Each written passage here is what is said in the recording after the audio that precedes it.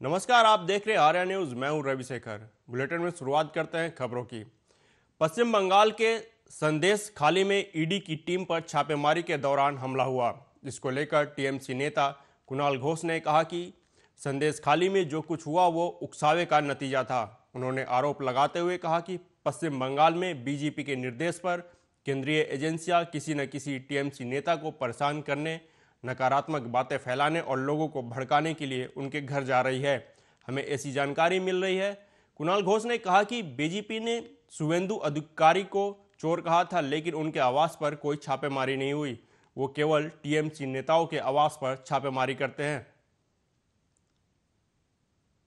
देखिए, संदेश खाली में जो हुआ वो एक प्रोवोकेशन का नतीजा था। बंगाल में जो हो रहा है, रोज कहीं ना कहीं तृणमूल का किसी लीडर को डिस्टर्ब करने के लिए, हैरास करने के लिए, नेगेटिव न्यूज करने के लिए भाजपा का इंस्ट्रक्शन पर ये एजेंसी वालों और सेंट्रल फोर्सेस वहां पर जा रहा है और इलाका में प्रोवोकेशन दे रहा है। ऐसा एलिगेशन हमारा पास आ रहा है। संदेश खाली में भी वही हुआ। अब देखिए, शुभेंदु अधिकारी सीबीआई एफआईआर नेम्ड, बीजेपी जिसको चोर बोला था, उसका घर में कोई रेड नहीं, लेकिन तृणमूल का घर देख के ही वो रेड करने चला जा रहा है और उस इलाका में प्रोवोकेशन दे रहा है। हम लोग एक बात जरूर कहेंगे, ये प्रोवोकेशन का पॉलिटिक्स वो लोग बंद कीजिए और इलाका का जो सिटीजन्स है उसके तरफ हमारा जो मैसेज है, जो आप लोग किसी तरह कोई प्रोवोकेशन में आप मत पा दीजिए, मत रेस्पॉन्ड कीजिए। वो लोग प्रोवोक करना चाहते हैं और वो जो मीडिया को आदमी, मीडिया का एक सेक्शन उसके साथ मिले हुए है ये कैंपेन करने के लिए। तो अब मीडिया का ऊपर किसी तरह कोई अपना जो राग है, अपना जो क्षोभ है, वो मीडिया के ऊपर मत कुछ कीजिए। और सेंट्रल लीडरशिप हमारा पूरा नजर रख रहा है। किसी वो लोग प्रोवोकेशन चाहता है, गोलमाल चाहता है, इसमें आप रिस्पॉन्ड मत कीजिए। Law will take its own course और ये जो पॉलिटिकली हम जो बैटल लड़ रहे हैं वो प्रॉपर वे से हम लड़ेंगे। वो लोग चाहते हैं गोलमाल, उसका जो ट्रैप है उस पर मत फंसिए।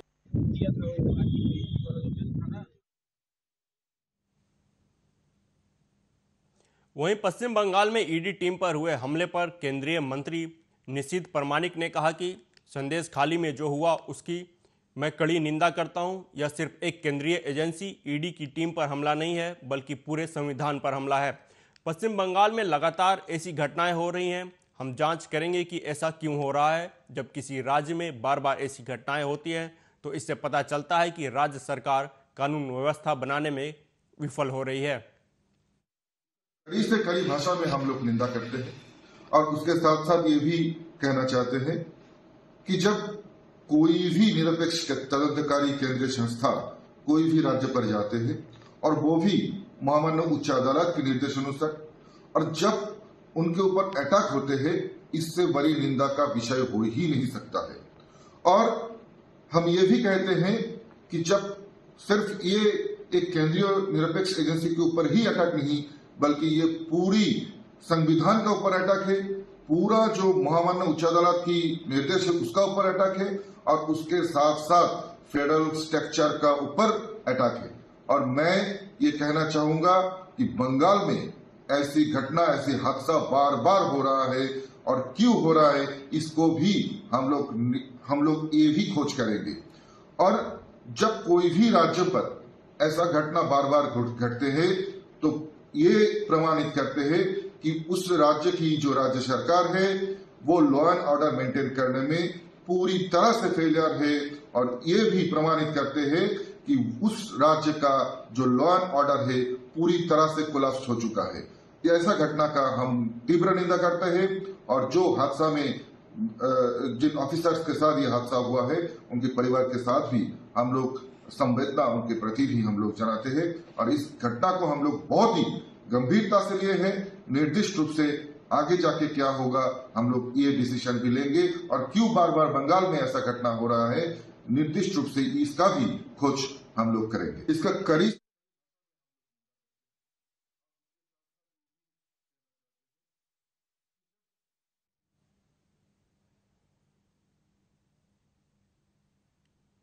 लोकसभा में सीट शेयरिंग को लेकर उद्धव गुट के शिवसेना सांसद संजय राउत ने कहा कि महाराष्ट्र की बात करें तो कांग्रेस, राष्ट्रवादी कांग्रेस, शिवसेना और हमारे एक और साथी वंचित बहुजन अघाड़ी के साथ हमारी चर्चा लगभग पूरी हो चुकी है और बहुत ही सकारात्मक चर्चा रही। उन्होंने कहा कि हम में कोई मतभेद नहीं है, हमारी अच्छी चर्चा चल रही है। अपने दिल्ली दौरे पर शिवसेना सांसद संजय राउत ने कहा कि हमारी चर्चा कांग्रेस के वरिष्ठ नेताओं से होगी और प्राथमिक चर्चा की बैठक होगी, लेकिन अब तक तारीख तय नहीं हुआ है। लेकिन 2-3 दिन में हम कांग्रेस के वरिष्ठ नेताओं से चर्चा करेंगे। चर्चा तो कांग्रेस, राष्ट्रवादी कांग्रेस, शिवसेना और हमारे और एक साथी डॉक्टर प्रकाश आंबेडकर जी यानी वंचित बहुजन आघाड़ी के साथ हमारी चर्चा लगभग पूरी हो गई है और बहुत ही सकारात्मक ये चर्चा है। तो ये चार ही हमारे जो घटक दल है उसमें कोई मतभेद हमें नहीं दिखते हैं। खास करके शिवसेना और राष्ट्रवादी में बातचीत खत्म हो गई है, कांग्रेस के साथ चल रही है, प्रकाश आंबेडकर जी के साथ भी हमारी अच्छी चर्चा चल रही है कि ज़रूर हमारी चर्चा कांग्रेस के वरिष्ठ नेताओं से होगी। वो प्राइमरी हमारा डिस्कशन की मीटिंग होगी। अब तक तारीख तय नहीं होगी, लेकिन 2-3 दिन में हम जरूर कांग्रेस के वरिष्ठ नेताओं से हमारी चर्चा होगी। बिहार सरकार के मंत्री अशोक चौधरी ने धर्म के मुद्दे पर बात करते हुए कहा कि धर्म अपनाने की चीज़ है। आज मैं हिंदू हूँ, कल को मैं लछुआर जाऊँ और मेरे अंदर प्रेरणा आ जाए और मैं जैनी हो जाऊँ, इसमें क्या कोई रोक टोक है? कल को मैं अजमेर शरीफ जाऊँ, मुझे प्रेरणा और दिव्य ज्ञान मिल जाए कि मैं मुस्लिम हो जाऊँ। उन्होंने कहा कि धर्म और राजनीति का अपना अलग जगह है। अशोक चौधरी ने आगे कहा कि अंग्रेजों ने हिंदुस्तान को लूटा और फिर लूटकर इंग्लैंड ले गए तो हम कमज़ोर हो गए। हिंदुस्तान जब मुगलों के शासन में था तब हिंदुस्तान कमज़ोर नहीं था, हिंदुस्तान तब मजबूत था क्योंकि मुगल यहाँ से भागे नहीं थे। मुगल के पास जो कुछ भी था वो सब हिंदुस्तान में था। उन्होंने कहा कि देश में राजनीति करने के लिए हमें गरीब, वंचित और शोषितों को मजबूत बनाने के लिए योजना बनानी चाहिए। धर्म को राजनीति से जोड़ना उचित नहीं है। उन्होंने कहा कि मंदिर का राजनीतिकरण नहीं होना चाहिए। हम तो सुबह सुबह रोज करते हैं, हे राम पुरुषोत्तम हर नरे नारायण, रोज करते हैं। आप तो हनुमान चालीसा भी पाठ करते हैं। हम तो हनुमान चालीसा भी पाठ करते हैं, हम रुद्राभिषेक भी करते हैं। हमको धर्म तो अपनाने का चीज है ना भाई। आज हम हिंदू हैं, कल हम जाएं लछुआर और ऐसा हमको प्रेरणा आ जाए हम जैनी हो जाए, इसमें क्या है? इसमें कहीं रोक टोक है क्या? कल हम जाएं अजमेर शरीफ और हमको ऐसी प्रेरणा हो जाए, ऐसा हमको दिव्य ज्ञान मिल जाए, हम मुस्लिम हो जाएं, हम नमाजी हो जाएं, किसमें कौन दिक्कत है? धर्म तो अपनाने की चीज है। राजनीति और धर्म अपना अपना अलग अलग जगह है। राजनीति है ये हिंदुस्तान वेलफेयर स्टेट है। जो हमारे यहाँ गरीब हैं, जिनको आज़ादी के इतने साल, क्यों हमारा लोकतंत्र इतना मजबूत है? क्योंकि हमारे ऊपर मुगलों का शासन रहा। मुगलों ने लूटा, अंग्रेजों ने हिंदुस्तान को लूटा और यहाँ से लूट करके इंग्लैंड ले गए तो हम कमजोर हुए। हिंदुस्तान जब मुगलों के शासन में था तो हिंदुस्तान कमजोर नहीं था, हिंदुस्तान मजबूत था, क्योंकि मुगल यहाँ से भागे नहीं थे। मुगल के पास जो था सब यही हिंदुस्तान में ही था, लेकिन अंग्रेजों ने यहाँ से लूटा तो हमारे पास मुगलों का शासन रहा। तो उन्होंने अपने शासनकाल में हिंदुओं को दबाने का काम किया और इस्लाम को बढ़ाने का काम किया। फिर अंग्रेज आए, उन्होंने हमें लूटने का काम किया। तो देश में राजनीति को करने के लिए हमें जो गरीब लोग हैं, जो शोषित हैं, जो वंचित हैं, जिसमें संविधान में बाबा साहब ने जिनको प्रावधान किया है, उनको सशक्त और मजबूत बनाने की योजना बननी चाहिए।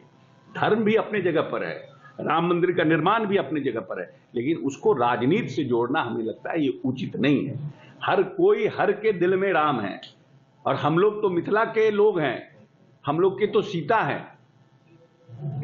सीता के बिना राम का क्या काम? ये लव कुश कहां से आएंगे जब तक सीता का और राम का मिलन नहीं होगा? मंदिर वही बनाएंगे, तारीख नहीं बताएंगे, ये तो आपके नीतीश जी भी बोलते थे। नहीं, मंदिर वही बनाएंगे, तारीख तो इसमें भारतीय जनता पार्टी की क्या भूमिका है? तो सुप्रीम कोर्ट की भूमिका है ना भाई, इसमें सुप्रीम कोर्ट की ना भूमिका है। सुप्रीम कोर्ट ने न्याय निर्णय दिया, उसके बाद मंदिर निर्माण का कार्यक्रम शुरू हुआ। तो बीजेपी का कोई होगा? नहीं, बीजेपी उसको मार्केट कर रही है ना। क्या लगता है बीजेपी प्रोपेगेंडा फैलाना चाह रही है धर्म के नाम पे? इसमें कौन नया बात आप बता रहे हैं? कौन एक एक बच्चा जानता है देश का कि मंदिर को हाईलाइट करना, मंदिर के साथ साथ बेरोजगारी खत्म करना। हम ये नहीं कहते हैं कि मंदिर गलत बना है, मंदिर में बना, लेकिन जिस तरह से मंदिर का राजनीतिकरण हो रहा है वो उचित नहीं है। हमको इस प्रदेश में, देश में जो अरहर का दाल 65 रुपया 85 रुपए किलो था, आज 165 रुपया हो गया। उस पर रुक करते हैं अगली खबर का। अलीगढ़ के कठपुला के पास एक तेज रफ्तार कूड़ा उठाने वाले नगर निगम के ट्रैक्टर ने ई रिक्शा को रौंद दिया। दरअसल पूरी घटना अलीगढ़ के थाना सिविल लाइन इलाके के कठपुला की है, जहां कठपुला से नीचे उतरते समय तेज रफ्तार कूड़ा उठाने वाले नगर निगम के ट्रैक्टर चालक ने ई रिक्शा को रौंद दिया, जिसके चलते हादसे में ई रिक्शा चालक की मौके पर ही मौत हो गई। घटना के बाद लोग मौके पर जमा हो गए और ई रिक्शा चालक को आनन फानन में जिला अस्पताल ले जाया गया, जहां डॉक्टरों ने निरीक्षण करने के बाद उसको मृत घोषित कर दिया। इधर नगर निगम ट्रैक्टर चालक हादसे को अंजाम देने के बाद मौके से फरार हो गया। वहीं घटना के बाद से ही परिवार में कोहराम मच गया। परिवार के लोगों ने मामले में न्याय की गुहार लगाई है। पुलिस ने पंचनामे की कार्रवाई कर शव को पोस्टमार्टम के लिए भेज दिया और आगे की कार्रवाई करने में जुटी हुई है।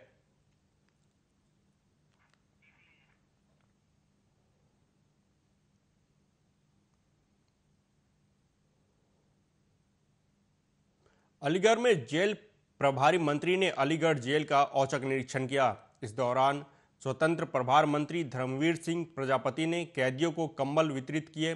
साथ ही कई ऐसे बंदी जो कि चंद पैसे के जुर्माने के कारण जेल में सजा काट रहे थे, जिन्हें महज 1000 से लेकर 5000 तक के जुर्माने बंदियों के ऊपर थे, ऐसे बंदियों की रिहाई स्वतंत्र प्रभार मंत्री ने कराई। जेल मंत्री ने जानकारी देते हुए बताया कि वो सर्दियों के समय में जिला कारागार में जाकर निरीक्षण करते हैं और कैदियों को कंबल बांटते हैं। साथ ही चंद पैसों के जुर्माने के कारण सजा काट रहे बंदियों को रिहाई भी अपनी जेब से पैसा जमा कर करवाते हैं। देखिए, मैं जब सर्दी शुरू होती है तब से एक अभियान चलाते हैं हम, और वो अभियान चलाते हैं कि बहुत से कैदी हर जेल में 150-200 कैदी ऐसे होते हैं जिनका कोई परिजन उनसे मिलने नहीं आता, उन पर गर्म कपड़े नहीं होते। जेल का जो कंबल होता है उसी में उनको रहना पड़ता है। हर जेल में गर्म कपड़े बंटवाना, कंबल बंटवाना एक अभियान चलाते हम। पिछली सर्दियों में 37,500 गर्म कपड़े हमने बंटवाए थे। और जिस जेल में जाते हैं उस जेल में जानकारी करते हैं कि कितने कैदी ऐसे हैं या छोटे छोटे जुर्माने में हैं। यहाँ जब आए हम, यहाँ जानकारी मिली तो 10 कैदी ऐसे थे जो 17,441 रुपये का जुर्माना था। सबसे बड़ी बात है कि एक कैदी इसमें 400 रुपये के जुर्माने में था, एक कैदी 500 रुपये के 571 रुपये जुर्माने में, एक कैदी 388 रुपये के जुर्माने में था। ऐसे करके सबसे ज़्यादा 4,834 रुपये एक कैदी पे थे, बाकी 1102 कैदियों पे 4,000 से ज़्यादा, लगभग 5,000 के बाद बाकी 1,500 इस तरह से कैदी। आज उन कैदियों को हमने कहा भाई हम इसको पैसा जमा करेंगे, इनको छोड़ दो। आज किस ऑफेंस के थे जो कैदी? अगली खबर बांदा से है, जहां हिट एंड रन का एक खौफनाक मामला सामने आया है। दरअसल कार सवारों ने एक स्कूटी सवार युवक को टक्कर मार दी और टक्कर मारने के बाद सड़क पर स्कूटी सवार को फेंककर कार सवार फरार हो गए। घटना में स्कूटी सवार युवक की मौत हो गई। घटना का सीसीटीवी वीडियो भी सामने आया है। मामला शहर कोतवाली इलाके के कोएटेरा तिराहे का है।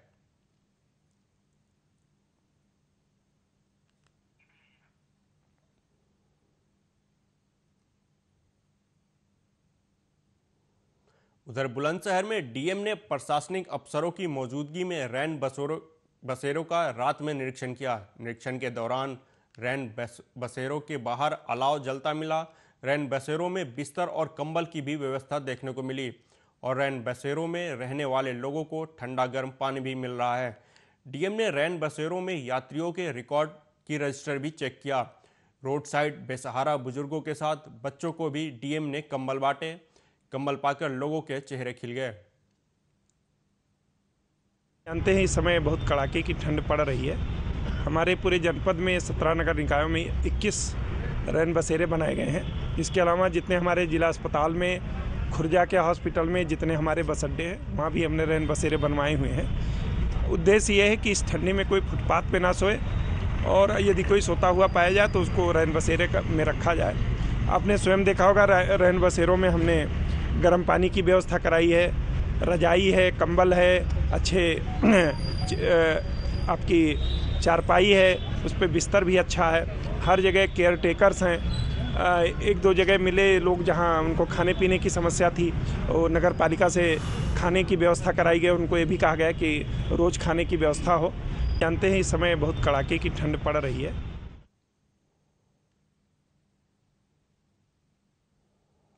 अब अगली खबर अयोध्या राम मंदिर की। अयोध्या सज गई है, मृदंग की गूंज हवाओं में सुनाई दे रही है। अयोध्या अब अपने प्रभु श्री राम के लिए आतुर है। भगवान श्री राम 22 जनवरी को प्राण प्रतिष्ठा के बाद गर्भगृह में विराजमान हो रहे हैं।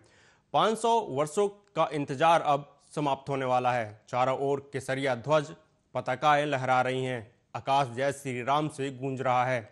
देश के कोने कोने से लोग अपने प्रभु श्री राम को निहारने अयोध्या पहुंच रहे हैं। अयोध्या पहुंचने के लिए आरएसएस, विश्व हिंदू परिषद और बजरंग दल के कार्यकर्ता घर घर पहुंचकर अक्षत, भगवान राम का चित्र और पीले चावल राम भक्तों को दे रहे हैं। गांव, नगर, मोहल्ले में जय श्री राम की गूंज सुनाई दे रही है। लोग राम लला की भक्ति के रस में नृत्य भजन के साथ आगे बढ़ रहे हैं।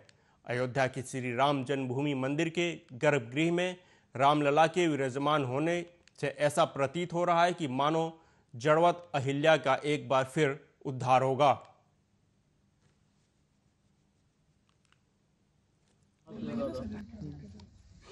जय जय श्री राम। डबल डबल करो, डबल डबल।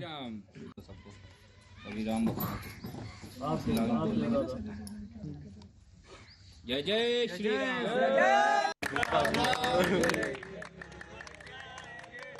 प्राण प्रतिष्ठा को लेकर अवधपुरी को सजाया गया है। सरयू घाट पर उगते सूरज की परछाई अब सुहानी लगने लगी है। अयोध्या में रामलला के आने के इंतजार में राम की सुगंध हवाओं में आने लगी है। मानो यह 14 वर्षों का वनवास नहीं, युगों का अंतराल था। अयोध्या के लोग पूछेंगे कि प्रभु तुम कहाँ थे। अयोध्या में गूंजते अनहद नाद के स्वर में रामधुन बज रही है। 22 जनवरी के प्राण प्रतिष्ठा के शुभ अवसर पर हर मंदिर राममय और हर गांव मोहल्ला अयोध्या होगा। इसी निमित्त सभी राम भक्तों को अयोध्या धाम से आए पूजित अक्षत और श्री राम मंदिर का चित्र भेंट कर प्राण प्रतिष्ठा के शुभ अवसर पर अपने गांव, मोहल्ले और पास के मंदिर में होने वाले कार्यक्रम में सम्मिलित होने के लिए आरएसएस, विश्व हिंदू परिषद, बजरंग दल के कार्यकर्ता राम भक्तों को आमंत्रित कर रहे हैं।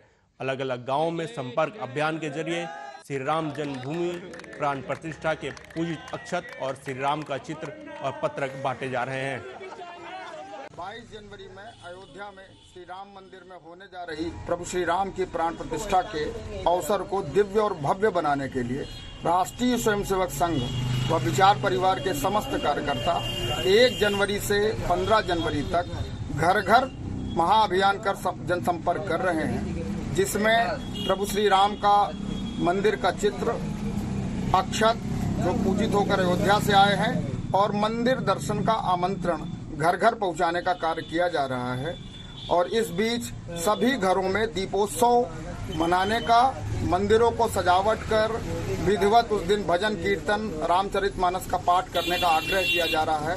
संपूर्ण भारत को राममय करने का दृष्टिकोण है और सभी से आग्रह है उस दिन को ऐतिहासिक पर्व के रूप में मनाएं। जय श्री राम। 22 जनवरी में अयोध्या में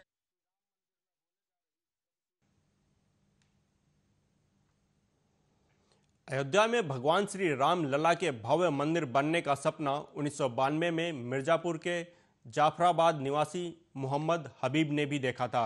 वह 1992 में कार सेवक के रूप में अयोध्या भी गए थे। उनके सामने विवादित ढांचा ध्वस्त किया गया था। अब भव्य मंदिर में भगवान श्री राम विराजमान होंगे। इस शुभ घड़ी का संदेश राष्ट्रीय स्वयंसेवक संघ के कार्यकर्ताओं ने अयोध्या में पूजित अक्षत भगवान श्री राम का चित्र लेकर पहुंचे और उनको भेंट किया। मोहम्मद हबीब ने कहा वह समारोह के बाद प्रभु श्री राम का दर्शन करने जाएंगे। निमंत्रण दिया, पूजित चावल और कार्ड वगैरह दे करके। कहाँ जाने के लिए? अयोध्या जाने के लिए, क्योंकि उस समय मैं वहाँ भाजपा में संगठन के रूप में जुटा था। मैं जिले का युवा मोर्चा का उपाध्यक्ष था उस समय। संगठन की तरफ से आदेश हुआ, हम लोग 2 दिसंबर को कैंट स्टेशन से पकड़ करके 50 की संख्या में हम लोग गए। किस सन में गए थे आप लोग? 1992। जी हाँ, 1992 में 2 दिसंबर को हम लोग गए और वहाँ जा कर के हम लोग अयोध्या उतरे और उसके बाद जो है 3-4 दिन हम लोग वहाँ रहे और वहाँ 2-4 नेताओं का उद्बोधन बराबर मिलता था। बुलेटिन में आगे बढ़ते हैं। पीलीभीत में पुलिस टीम पर हमला हुआ जिसमें एक सिपाही को गोली लग गई। गुरुवार शाम पुलिस टीम युवती के अपहरण के मामले में आरोपी अभिषेक सक्सेना के फार्म हाउस पर दबिश देने पहुंची थी। पुलिस ने पहले फार्म हाउस खुलवाने की कोशिश की मगर कोई रिस्पांस नहीं मिला। इसके बाद सिपाही शाहरुख दीवार के सहारे अंदर झांक कर देखने लगे, तभी आरोपियों ने तमंचे से फायरिंग शुरू कर दी। इसमें सिपाही शाहरुख को पेट में गोली लग गई। जवाब में पुलिसकर्मियों ने भी फायरिंग की, लेकिन आरोपी फार्म हाउस की दीवार से कूदकर भागने लगा, लेकिन पुलिस वालों ने दौड़ाकर उसे गोली मार दी। वारदात की सूचना पर पुलिस अफसर कई थानों की फोर्स के साथ मौके पर पहुंचे। इसके बाद सिपाही को निजी अस्पताल में लाया गया जहां उसका इलाज किया जा रहा है। पूरा मामला पीलीभीत के पूरनपुर थाना क्षेत्र के रमपुरा कोन गांव का है। देखिए, ये थाना कोतवाली पीलीभीत का एक मामला है जिसमें कि एक महिला के अपहरण का मुकदमा दर्ज था, जिसमें आज टीम पूरनपुर थाने के रामपुरा गांव में उसी केस के सिलसिले में आई थी, जहां पर ये जो एक फार्म हाउस टाइप का बना हुआ है, इसमें उनको सूचना थी कि यहीं पर वो लड़का जो है लड़की को यहीं पर रखा हुआ है। उसमें जब पुलिस द्वारा दरवाज़ा खोलने की बात की गई तो दरवाज़ा उन्होंने बंद कर दिया गया। इसमें हमारे सिपाही द्वारा उसको बार बार बोला गया खोलने के लिए और उसके द्वारा नहीं खोला गया जो अंदर एक्यूज था। तो सिपाही ने जो है चढ़कर उसको खोलने की कोशिश करी। उसी में उसके द्वारा एक्यूज द्वारा अंदर से उस फायर झोंक दिया गया जो कि सिपाही के लगा है। तुरंत ही सिपाही को उपचार के लिए भेजा गया, जो अभी अस्पताल में है। कंडीशन स्टेबल है और उपचार चल रहा है। बाकी जो एक्यूज है और जब पूरनपुर पुलिस हमारी यहाँ पहुँची तो एक्यूज जो है उसने भागने की कोशिश करी और पुलिस पार्टी ने उसको जो है पकड़ा, उसमें मुठभेड़ में पकड़ा है और आगे की अभी इसमें कार्रवाई हमारे द्वारा प्रचलित है। देखिए, ये थाना कोतवाली जिसमें कि आज हमारी कोतवाली पुलिस टीम सूचना प्राप्त है और एक महिला की बरामदगी के लिए महिला पुलिस के साथ वहाँ पूरनपुरा गाँव पहुँचे थे और उन्होंने दरवाज़ा खटखटाया। उसके बाद दरवाज़ा खोलने के बाद उसने जो है एक महिला निकली तो उन्होंने बताया कि भाई आपका कागज आया है, गेट खोल दीजिए। इन लोग अंदर के गेट नहीं खोलने के बाद इन लोग काफ़ी देर दरवाज़ा खटखटाया, लेकिन हमारे एक आरक्षी ने दीवार के सहारे देखने की कोशिश किया कि कौन अंदर है। अंदर से फायर हुआ और उसको पेट में गोली लगी है और शाहरुख नाम का हमारा ये विकसित भारत संकल्प यात्रा के तहत छत्तीसगढ़ के शक्ति जिले में कई ग्राम पंचायत में शिविर का आयोजन किया जाएगा। कलेक्टर के निर्देशानुसार कार्यक्रम को सफल बनाने के लिए सभी तैयारियां पूरी कर ली गई हैं। कलेक्टर ने शिविर में शामिल होने वाले गांवों में जमीनी स्तर पर मुनादी कराते हुए ज़्यादा से ज़्यादा लोगों तक विकसित भारत संकल्प यात्रा के तहत शिविर आयोजन में शामिल होने की अपील की। जानकारी उपलब्ध कराने के निर्देश दिए जिससे ज़्यादा से ज़्यादा लोग इससे लाभान्वित हो सके। प्राप्त करने का सशक्त माध्यम बनेगी।